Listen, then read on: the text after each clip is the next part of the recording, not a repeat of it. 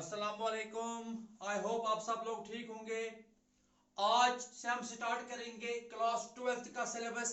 तो पहले chapter that is the electrostatics, इसका पहला ही जो टॉपिक है that is the Coulomb's law. तो हम स्टार्ट करेंगे from Coulomb's law. Today we will discuss Coulomb's law. इसकी स्टेटमेंट क्या है, इसको हम कैसे मैथमेटिकली एक्सप्रेस करेंगे and how we will express this Coulomb's law in a vector form. ठीक है, आज हम ये डिस्कस करेंगे। तो फिर आइंदा जो हमारे लेक्चर्स होंगे उनमें हम इलेक्ट्रिक फील्ड डिस्कस करेंगे, इलेक्ट्रिक डायपोल डिस्कस करेंगे, field due to dipole, then Gauss's law, its applications and so on. फिलहाल हम स्टार्ट कर रहे हैं कूलम्ब्स लॉ से। सो कूलम्ब्स लॉ जो है basically it gives us force between two charges. It gives us force between two charges. 11th class में आप लोगों ने पढ़ा होगा force between two masses, Newton's law of gravitation. वैसे यहां पे भी इलेक्ट्रोस्टैटिक्स में एक लॉ एक है which gives us force between two charges. ठीक है, तो this Coulomb's law it is also called इसको हम कह सकते हैं that it is the electric version of Newton's law of gravitation. अब स्टेटमेंट क्या है, हमारे पास दो चार्जेस है Q1 एंड Q2। जैसे आप 11th में लिखते हो M1 and M2 separated by R, यहीं पे क्या हम लिखेंगे we have two charges Q1 and Q2 separated by distance R। So according to Coulomb, तो कूलम लॉ की जो स्टेटमेंट क्या है कि that the force, electrostatic force, देखिए आपने पढ़ा होगा बेसिक है कि इलेक्ट्रिक चार्जेस जो है they exert forces on each other. वो क्या करते हैं, एक दूसरे को फोर्सेस करते हैं। लाइक चार्जेस जो है, like charges repel each other and unlike charges attract each other. तो अब कितनी फोर्स से वो रिपेल या अट्रैक्ट करेंगे that is determined by using Coulomb's law. तो स्टेटमेंट क्या है इसकी, you can write that it states that the electrostatic force, अब electrostatic force जो है it can be attractive force or it can be repulsive force depending upon the nature of the charges. That the electrostatic force between the two charges is directly proportional to the product of magnitude of charges and inversely proportional to the square of distance between them. देखिए according to Coulomb ये जो force है, force F, that is the force between the two charges, ये कौन सा force है, it is electrostatic force.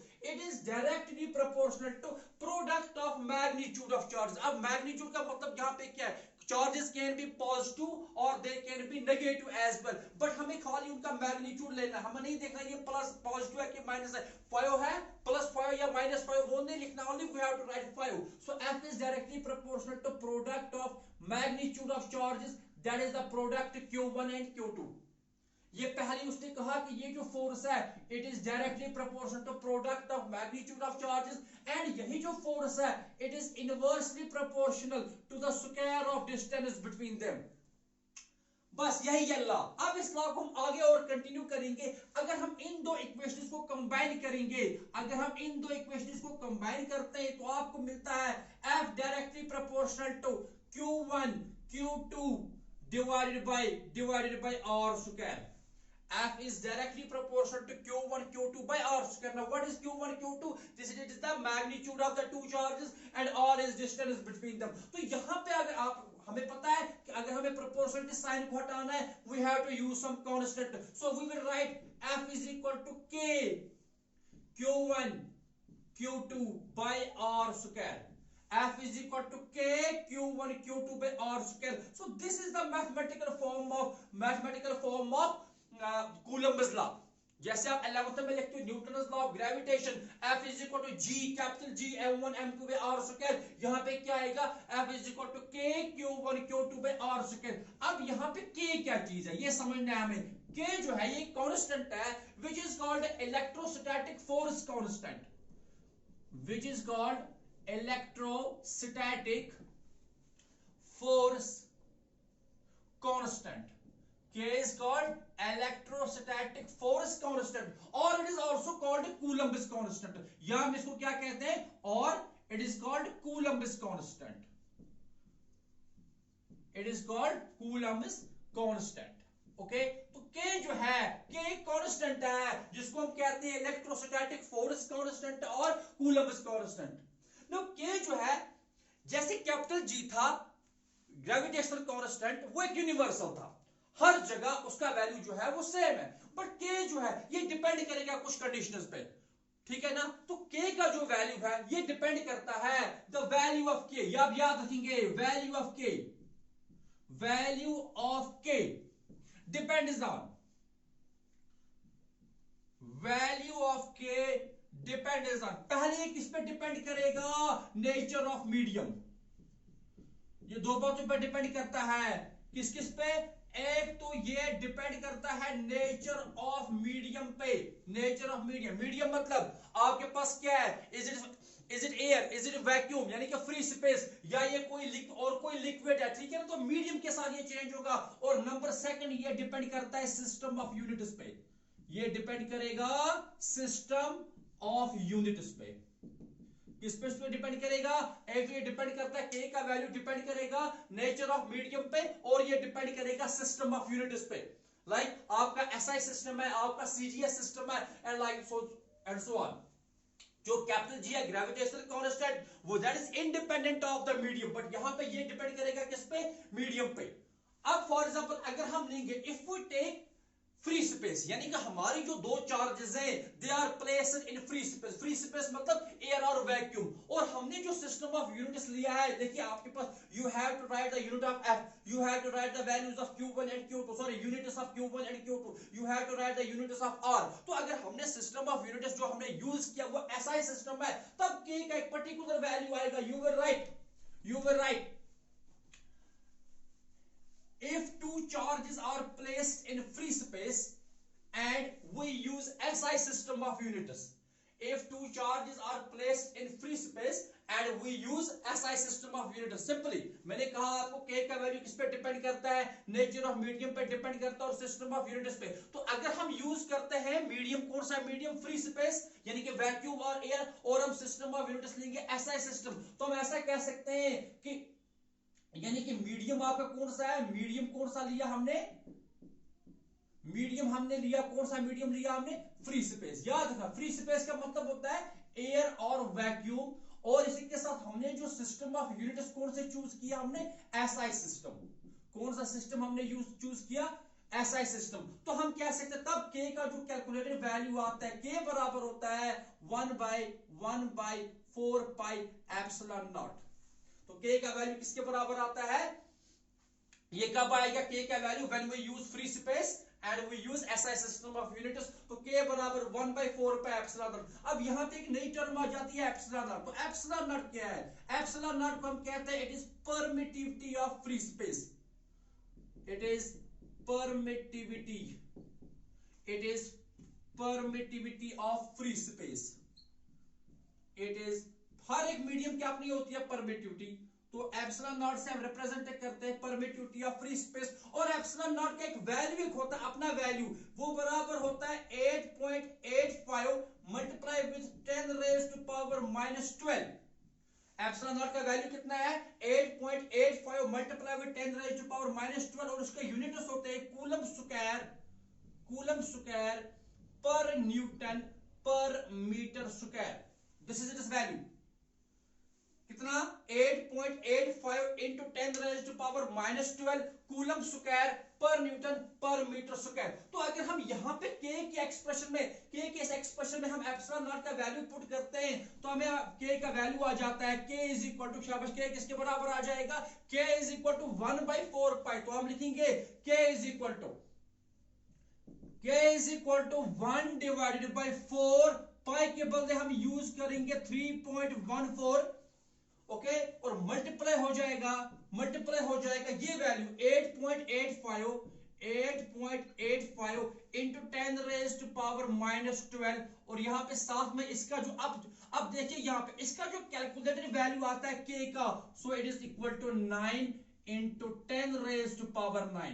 तो numerical जब भी आपको आएगी, आपको जब भी कोई न्यूमेरिकल पूछा जाएगा to calculate the force between the two charges, you will use the value of k, okay, क्योंकि कूलम्बस लॉ में आपको k यूज करना हो, k का जो मैथमेटिकल वैल्यू जो आता है it is 9 into 10 raise to power 9। अब इसका k का यूनिट क्या आ जाएगा, बिकॉज इट इज 1/एप्सिलॉन नॉट, तो एप्सिलॉन नॉट का यूनिट क्या था, coulomb square per newton per metre square. तो अब ये जो टर्म है ये ऊपर आ जाएगी, आप देखिए यहाँ पे अगर हम ऐसे भी लिख सकते हैं, it is coulomb square per Newton Newton per metre square. तो अब ये पूरी टर्म जो है, ये यूनिट जो है, ये ऊपर शिफ्ट हो जाएंगे। अब यहाँ पे पर न्यूटन था तो n raise to power minus था, तो we will get n raise to power +1, m raise to power +2, और यहाँ पे कूलम जो था अब ये माइनस में आ जाएगा कूलम स्क्वायर, ठीक है ना, per coulomb square. This is the value of k, 9 × 10 raise to power 9 newton metre square per coulomb square, ठीक है। तो सिंपली क्या करना है, अगर आप कहीं पे कोई न्यूमेरिकल पूछी जाती है to calculate the force between the two charges, you will write F is equal to K Q1 Q, because mathematical expression Coulomb is law की वही है, F is equal to K Q1 Q2 by R square, और K का जो mathematical value है it is 9 × 10 raise to power 9, and then you have to use the values of Q1 Q2 and R, okay. अभी हम कुछ numericals पे discuss करेंगे, लेकिन पहले हम टॉपिक को कंप्लीट करेंगे। तो आपको k का जो वैल्यू आ गया, k का वैल्यू किसके बराबर आ गया, 9 × 10 raise to power 9 newton metre square per coulomb square. तो फाइनली क्या आता है कि आपका जो F है, force between the two charges according to Coulomb law, वो सिंपली है K Q1 Q2 by R square, और k का वैल्यू ये है। तो जब भी आपको कोई न्यूमेरिकल आएगी, you will use the values of Q1 Q2 and R, लेकिन remember one thing that always express these quantities in SI system. आप क्या करोगे, आप इन क्वांटिटीज को किसमें एक्सप्रेस करोगे, SI सिस्टम में। चलिए ठीक है, हम पहले एक न्यूमेरिकल डिस्कस करेंगे सो दैट आपको कांसेप्ट क्लियर हो जाए। You will right a question आप लिखोगे। चलिए मैं क्वेश्चन ये करेंगे, उससे थोड़ा सा कांसेप्ट और क्लियर हो जाएगा हमारा। आप क्वेश्चन लिखेंगे, फॉर एग्जाम्पल हमारे पास दो चार्जेस हैं, इस तरह से। यहां पे एक चार्ज है हमारे पास 6 माइक्रो कूलम, यहां पे एक और चार्ज है 9 माइक्रो कूलम, और इनके बीच की डिस्टेंस जो है इट इज 30 सेंटीमीटर। कितनी डिस्टेंस है, 30 सेंटीमीटर आपको। और ये पूरा सिस्टम हमने रखा है एयर में, एयर और वैक्यूम, जो भी आपको अच्छा लगे। आप इन दो ये डायग्राम आप बनाएंगे कि two charges 6 micro coulomb and 9 micro coulomb are placed in air at a distance of 30 centimeter from each other. Two charges 6 microcoulomb and 9 microcoulomb are placed at a distance of 30 centimeter from each other in air. तो calculate the electrostatic force between the two charges. हमें क्या बताना है, इन दो charges के बीच में electrostatic force हमें calculate करना है। तो सिंपली कैसे करेंगे, आसान सा क्वेश्चन है कि F बराबर, we will use the formula F is equal to K Q1 Q2 by R square, F is equal to K Q1 Q2 by R square। अच्छा, K का वैल्यू कितना है, 9 × 10 raised to power 9, लेकिन वो कब, when you will use the value of K equal to 9 × 10 raised to power 9 when we have charges at this distance expressed in SI system। मैंने पहले ही कहा आपको K का वैल्यू डिपेंड करता है SI सिस्टम में, तो इसलिए हमारे पास ये जो क्वांटिटीज है ये SI सिस्टम में होनी चाहिए। तो अब जरा यहां पे हम देखेंगे, आप देखिए आपके पास Q1 कितना है, वेरी गुड, Q1 कितना है, 6 माइक्रो कूलम। अब चार्ज का ऐसा यूनिट तो माइक्रो नहीं है ना, चार्ज का ऐसा यूनिट कूलम है, तो हमें माइक्रो कूलम को क्या लिखना पड़ेगा, कूलम। तो माइक्रो का क्या वैल्यू है, वेरी गुड, ये कुछ प्रीफिक्सेस हैं जो आपको पता होना चाहिए। लाइक वी हैव सेंटी होता है 10 रेज़ टू पावर -2, मिली होता है 10 रेज़ टू पावर -3, माइक्रो होता है 10 रेज़ टू पावर -6, नैनो होता है 10 रेज़ टू पावर -9, पिको होता है 10 raise to power -12। You must know these values, okay. तो माइक्रो का मतलब हो गया it is 6 × 10 raise to power -6 coulomb,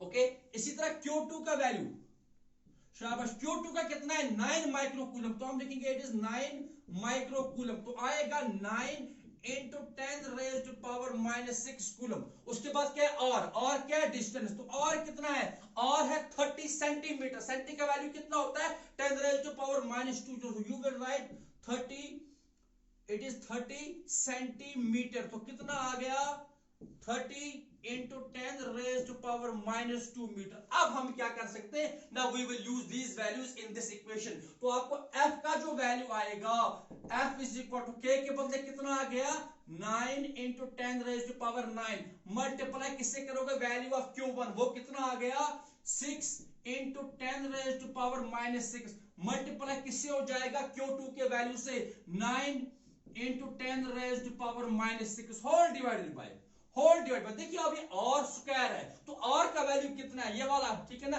30 × so we will write 30 into 10 raised to power minus 2 इस सारे का स्क्वायर। ओके, अब सॉल्व कीजिए आप। ठीक, तो आप ऐसा थोड़ा आसान बनाएंगे हम इसको। ठीक है, 9 into 9 कितना हो गया, ये 9 into this 9 कितना हो गया 81। So we will write 81 multiply by this 6, multiply by 6, 81 multiply by 6 into, यहां देखिए 10 रेज टू पावर, ये है 10, देखिए यहां पे 10 रेज टू पावर -6, यहां पे 10 रेज टू पावर -6 कितना हो गया 10 रेज टू पावर -12, और ये वाला 10 रेज टू पावर +9 तो कितना आ गया 10 रेज टू पावर -12 और multiply by 10 raise to power कितना है, सॉरी 10 रेज टू पावर 9 है, मल्टीप्लाई बाय 10 रेज तो कितना आएगा ये obviously, so it is 10 raise to power -3 it is, तो यहां पे आ जाएगा 10 रेज टू पावर -3 और डिवाइड हो जाएगा इस सारे को डिवाइड। देखिए क्या कहना था आपको, नंबर को मल्टीप्लाई करोगे और 10 के पावर को इसे सॉल्व करोगे, यहां पे 9, यहां पे 9 कितना हो गया 81 और ये वाला 6 तो लिखा आपने 81 into 6। आप उसके बाद क्या है,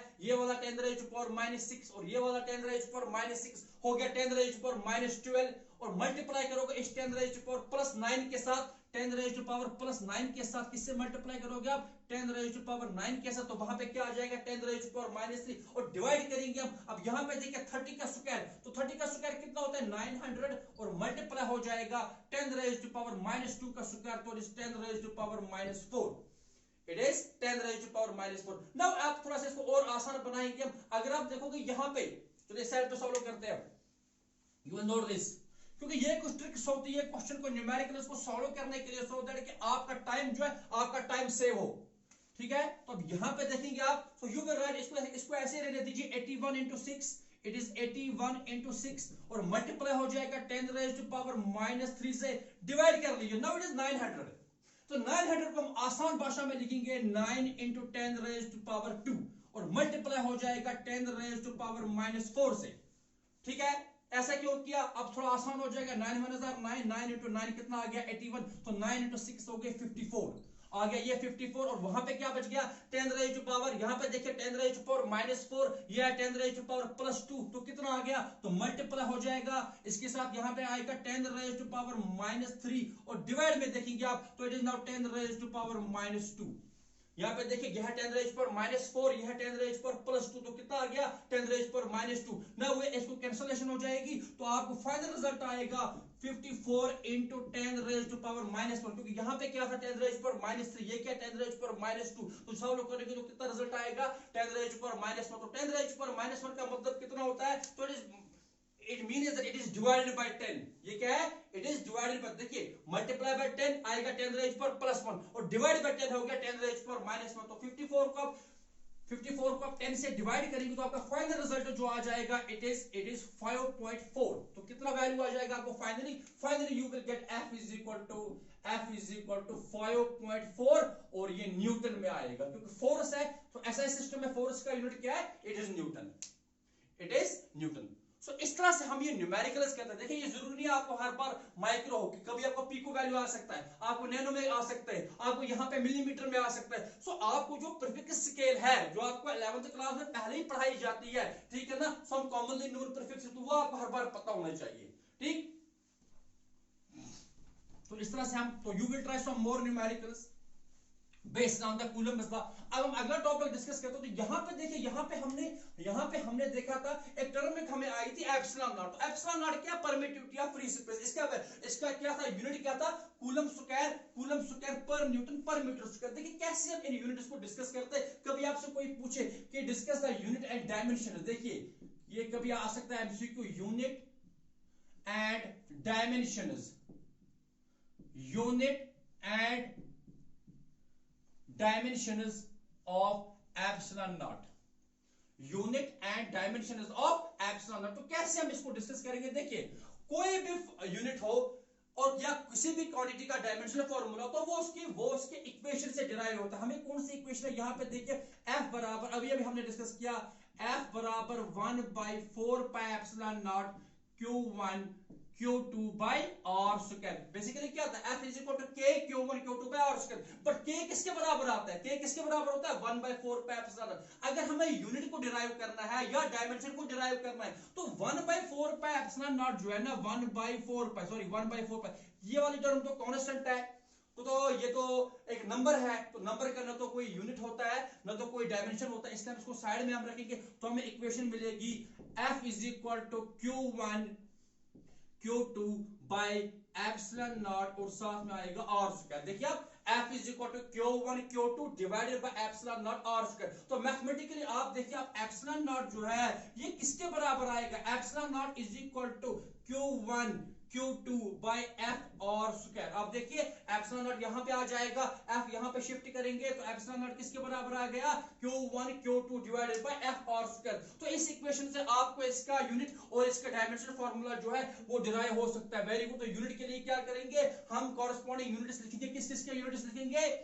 चार्जेस के यूनिट लिखेंगे और आप फोर्स और डिस्टेंस का फार्मूला लिखेंगे। तो आपको यूनिट जब डिराइव करोगे तो इसका यूनिट क्या आएगा, वेरी गुड, यूनिट किसके बराबर आ जाएगा, unit will be equal to, देखिए ये है Q, Q का यूनिट क्या है कूलम, है ना, तो मल्टीप्लाई दूसरा Q है, इसका यूनिट भी क्या है कूलम, है ना, Q1 इंटू Q2, तो चार्ज का ऐसा यूनिट क्या है कूलम, आएगा coulomb into coulomb divide by force का क्या है, फोर्स इज न्यूटन, और वो डिस्टेंस है, डिस्टेंस के लिए क्या होता है मीटर, बट ये आर स्क्वायर हो तो यहाँ पे आएगा मीटर स्क्वायर। तो क्या बन गया आपको यूनिट, यूनिट देखिए आप, ये बन गया कूलम स्क्वायर, एन है यहाँ पे तो आएगा n raise to power -1, m भी ऊपर शिफ्ट होगा तो m रेज टू पावर -2, तो this is the unit coulomb square per newton per metre square. क्या यूनिट आ गया, coulomb square per newton per metre square, okay, coulomb square per newton per metre square is the unit of the epsilon naught, that is the permittivity of free space. अच्छा, अगर हम इसकी dimensional formula derive करेंगे तो हम ऐसे लिखेंगे, dimensional formula of epsilon naught it is equal two dimensional formula of Q1 into dimensional formula of Q2 और डिवाइड करेंगे dimensional formula of force into dimensional formula of R square. आप यहां देखिए ऐसे इन सबको अपने डायमेंशन देंगे, तो वेरी गुड। नाउ चार्ज, आप मैं यहां पे आपको बताऊं, देखिए चार्ज जो है हमें पता है इलेक्ट्रिक करंट जो होता है ये बराबर होती है charge by time, we know that electric current is charge by time. तो चार्ज किसके बराबर है, charge is equal to current into time. अब करंट का क्या है, करंट के लिए जब हम डायमेंशंस की बात करेंगे, करंट के लिए हम लिखते हैं ए कैपिटल ए एम्पियर और मल्टीप्लाई हो जाएगा टाइम के साथ आएगा टी। तो इसका मतलब जो चार्ज का डायमेंशनल फार्मूला है, चार्ज का डायमेंशनल फार्मूला होता है eighty, capital A capital T, याद रखना। This is the dimensional formula for electric charge, that is capital A into capital T. अब हम यही वैल्यूज इसमें पुट करेंगे तो आपको मिलेगा dimensional formula of epsilon naught, dimensional formula for epsilon naught, तो शाबाश किसके बराबर आएगा, तो हम लिखेंगे epsilon naught is equal to epsilon naught it is equal to, शाबाश, तो यहां पे क्या आएगा, पहले आएगा Q1 के लिए AT, फिर से आएगा Q2 के लिए AT और डिवाइड हो जाएगा, फोर्स का डायमेंशनल फार्मूला है M1 L1 T-2 और यहां पे साथ में R के लिए L, तो L का स्क्वायर, ठीक, क्योंकि R तो डिस्टेंस है ना, तो आपको आएगा ऊपर क्या आ जाएगा, so it is equal to A square T square. आप देखिए A square T square divide में आ गया M1 और साथ में L1 और L2 कितने आ गए L3 और यहां पे आ गया T रेज टू पावर -2, ठीक। तो finally we will get the dimensional formula of epsilon naught is equal to, please try to understand. तो dimensional formula of epsilon naught जो आपको मिलेगा फाइनली वो किसके बराबर आ जाएगा, आप देखेंगे dimensional formula for epsilon not हमें मिलेगा इट इज इक्वल टू, यहां देखिए आप यहां पे क्या है M1, तो हमें इसको न्यूमरेटर पार्ट में शिफ्ट करना पड़ेगा, so it will be M raised to, क्योंकि हमें स्टार्ट M से करने होते हैं, so it is M raised to power -1, उसके बाद यहां पे क्या है L3, so it will be L raised to power -3, फिर यहां पे देखिए t कितना है 2 और ये कितना है t -2 यहां पे लाएंगे तो प्लस हो जाएगा, so we will get t raised to power 4 और उसके बाद आएगा a square, it is a raised to power 2। तो this is the dimensional formula of permittivity, permittivity of a medium, आप कहिए क्या परमिटिविटी, आपको परमिटिविटी है ये किसी और मीडियम के लिए भी हो सकती है, तो डायमेंशनल फार्मूला यूनिट तो सेम रहेंगे, रिप्रेजेंट अलग अलग तरीके से करेंगे, ठीक है। So we have derived the dimensions of permittivity of this free space, ठीक है। Now इसी कूलम्बस लॉ को आगे बढ़ाते हुए हम लिखेंगे since Coulomb's law gives us force, याद रखना बेसिकली कूलम्बस लॉ का मकसद क्या है, Coulomb's law gives us the force between the two electric charges, है ना। तो इसके लिए इट इज बेटर कि force is a vector quantity, तो इसलिए इसमें बेटर होता है कि हम करेंगे कूलम्बस लॉ को एक्सप्रेस करेंगे in terms in vector, okay. तो vector form of Coulomb's law बोलिए आप, या Coulomb's law in terms of position vectors, किसी भी तरीके से क्वेश्चन पूछा जाएगा आपको। इनफैक्ट ये यूजुअली ये क्वेश्चन पेपर्स में आपको क्वेश्चन मिलेगा कि state Coulomb's law and express Coulomb's law in vector form और express Coulomb's law in position vector. तो हम लिखेंगे Coulomb's law in vector form, Coulomb's law in vector form, Coulomb's law in vector form.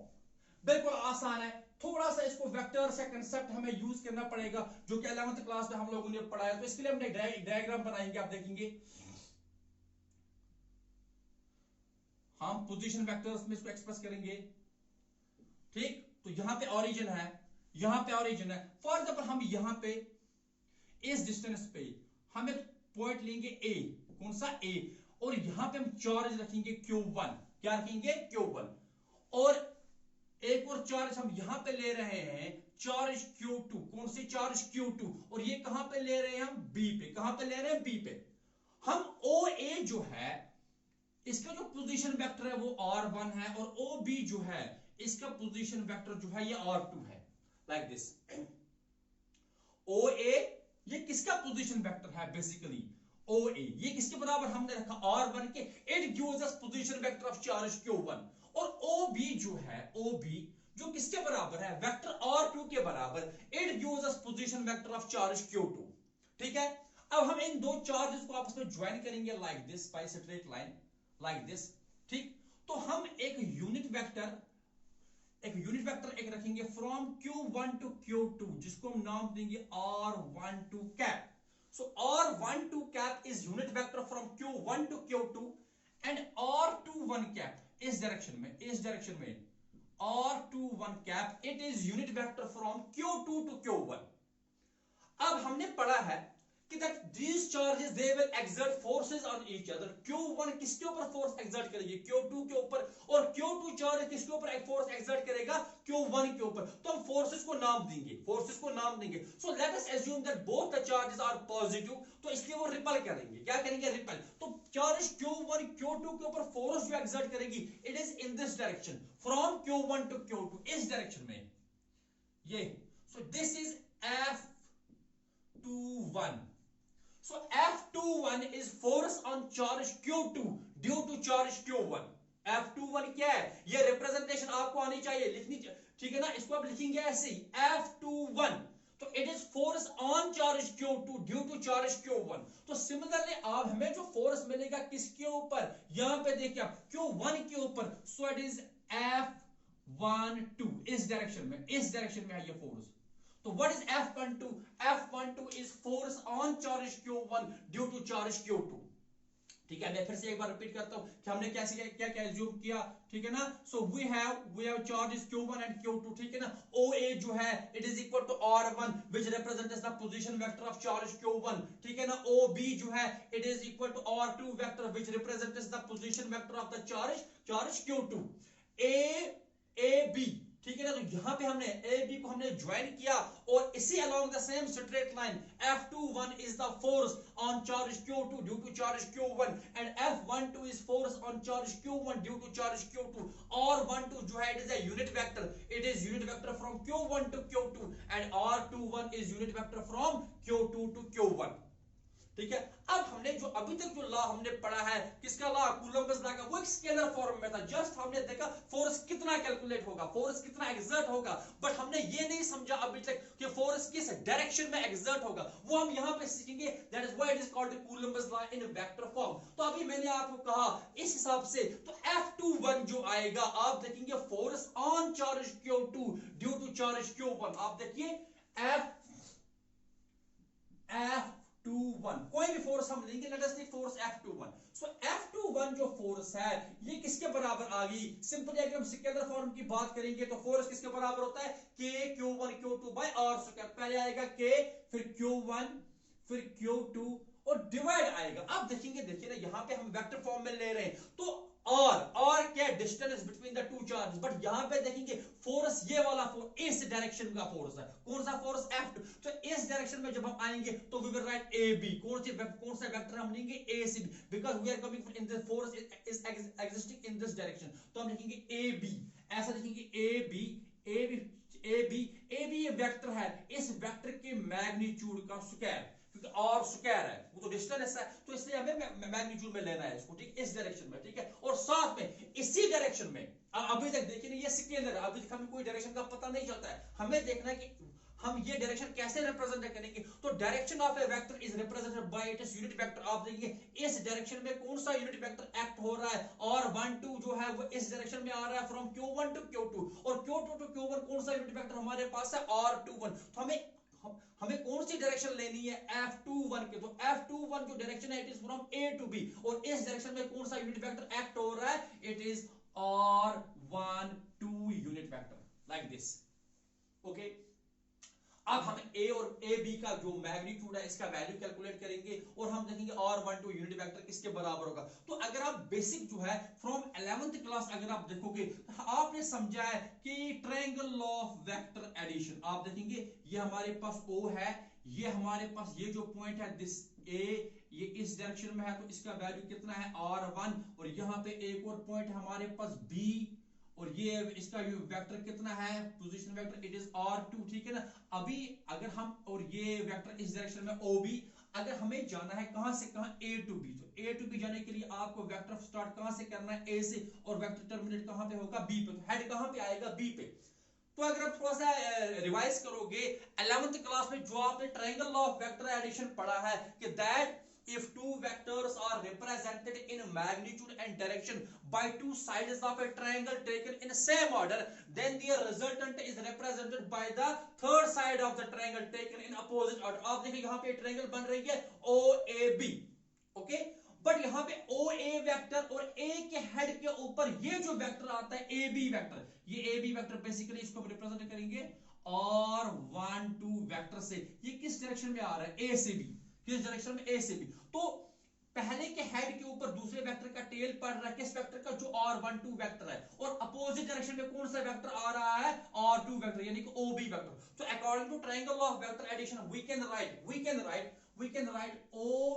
OA vector plus OA vector plus AB vector, OA vector plus AB vector, it is equal to OB vector. आप देखेंगे OA vector और AB vector ये same order में, but इनके opposite कौन सा vector है? OB vector. तो दैट इज व्हाई हमने लिखा OA vector plus AB vector is equal to OB vector. तो यहां से आप देखेंगे AB वेक्टर का वैल्यू कितना आएगा? तो AB वेक्टर जो आपको मिला it is equal to OB vector minus OA vector. Okay, AB vector it is equal to OB vector minus OA vector. So AB, but AB किसके बराबर आ गया? आप देखेंगे AB खुद किसके बराबर है? हम ऐसा लिखते हैं पहले कि AB vector it is equal, OB का कितना वैल्यू है? R2. So it is R2 vector minus OA का कितना है? R1 vector.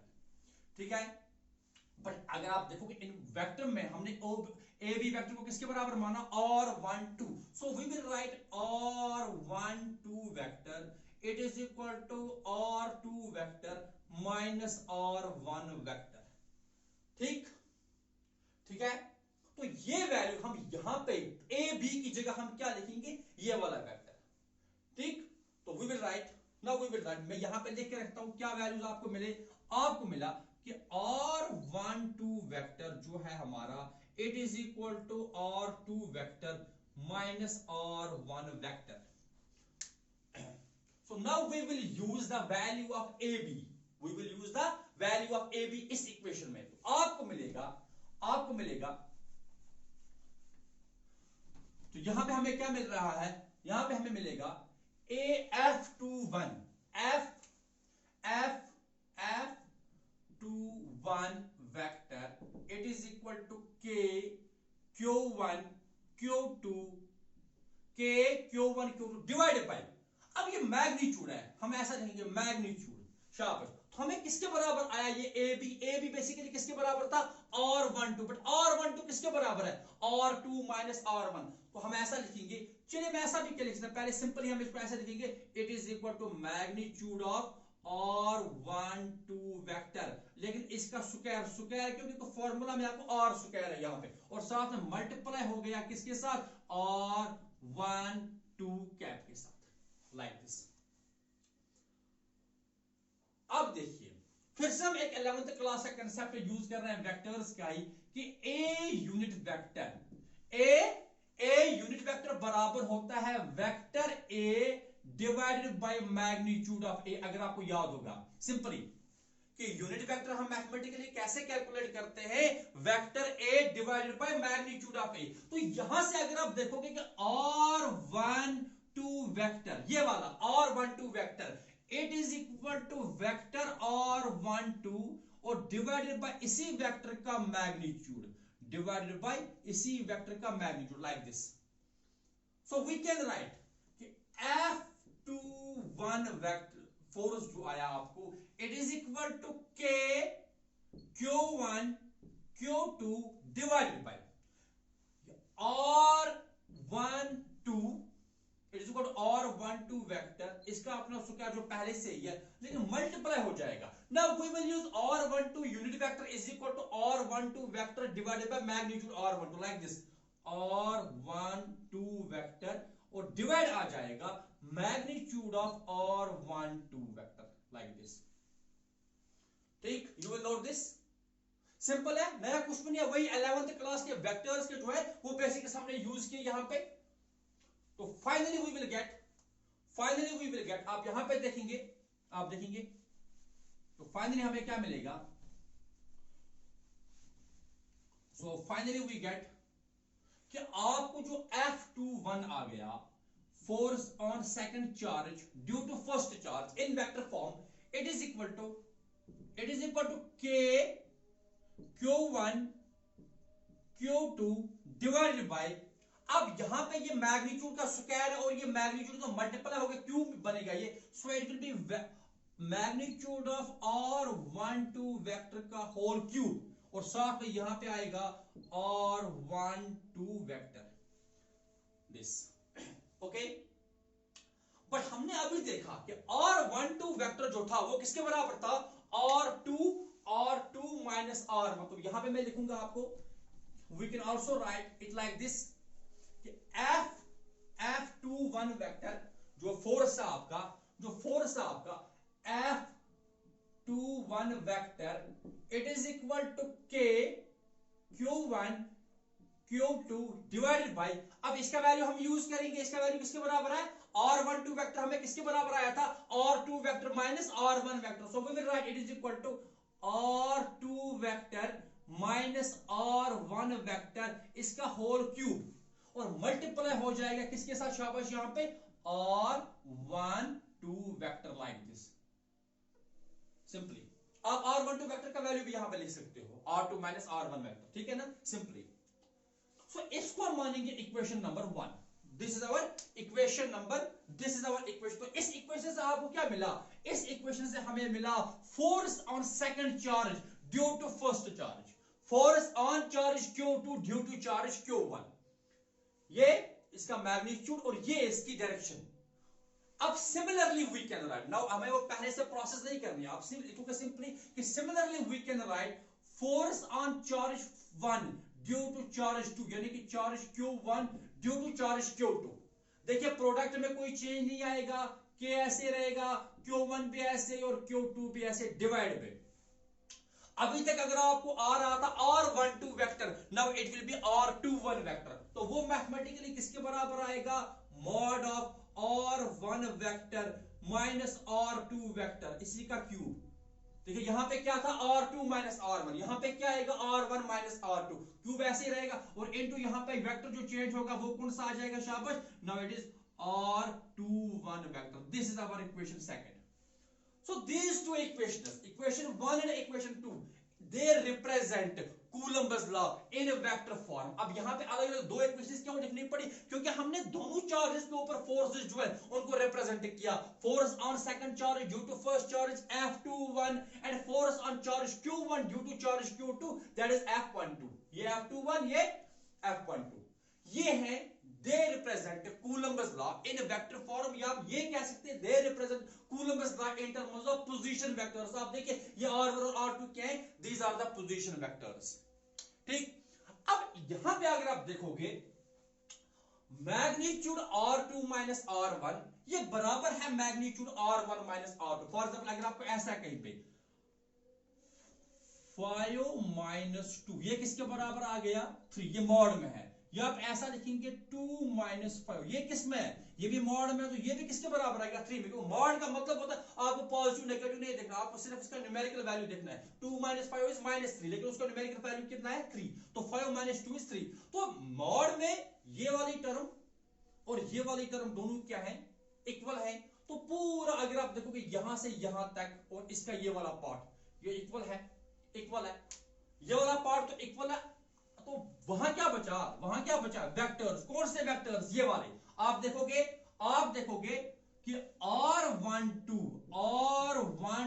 वेक्टर जो है R12 vector it is equal to minus times R21 vector. Minus क्यों? क्योंकि अपोजिट डायरेक्शन में. एक बार आप जाते हो कहां से कहां?